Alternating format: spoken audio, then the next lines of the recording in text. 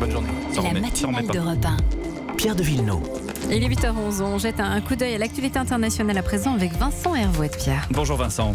Bonjour Pierre, bonjour Céline. Bonjour. Le chaos politique en Grande-Bretagne. Hier soir, Theresa May a échappé à cette motion de censure qui était dirigée contre elle. Elle a 3 jours pour trouver la sortie de crise qu'elle cherche depuis 3 ans. Alors quand on suit un match de cricket, il y a un moment de solitude où l'on découvre que les joueurs n'obéissent plus aux règles du jeu qu'on croyait avoir comprises et qu'une autre logique est à l'œuvre qui vous échappe. Et alors s'impose l'évidence, les Britanniques sont différents. Eh bien, on en est là. On regarde subjuguer la ténacité de chien de chasse que manifeste Theresa May et on ne sait plus s'il faut compatir ou la maudire. Les députés britanniques non plus. Alors ils font les deux. Avant-hier, ils lui ont infligé le pire des aveux de l'histoire parlementaire, mais hier, ils lui ont maintenu la confiance. Mardi, elle a été battue comme plâtre par les 2 tiers de la Chambre. Et hier, la majorité a voté pour la maintenir à sa tête. Et qu'est-ce qui va se passer maintenant ? Ben, si je le savais, j'irais chez un bookmaker. Theresa May a 3 jours pour trouver un plan B. B comme ben voyons.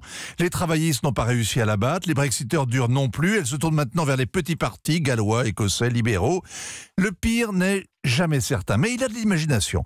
Un exemple, si le smog qui règne sur la Chambre des communes oblige Londres à différer son départ, il faudra alors prolonger l'article 50 qui fixait au 29 mars la date butoir pour faire les bagages, et comme personne n'a intérêt à un divorce sans accord, eh bien Bruxelles accordera sursis. Les Britanniques restant sur le pas de la porte, le 26 mai, eh bien ils devront, comme les autres, élire leurs députés européens.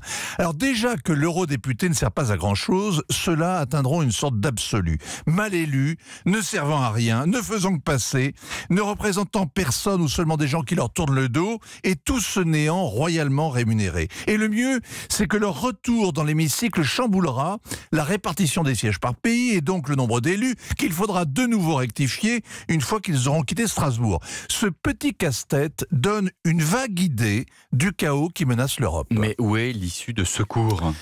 Eh bien, en démocratie, la sortie par le haut, c'est le retour au peuple, des élections générales, un nouveau référendum, et puis la sortie par le bas, c'est de remanier le gouvernement. La crise britannique est d'abord une crise de leadership.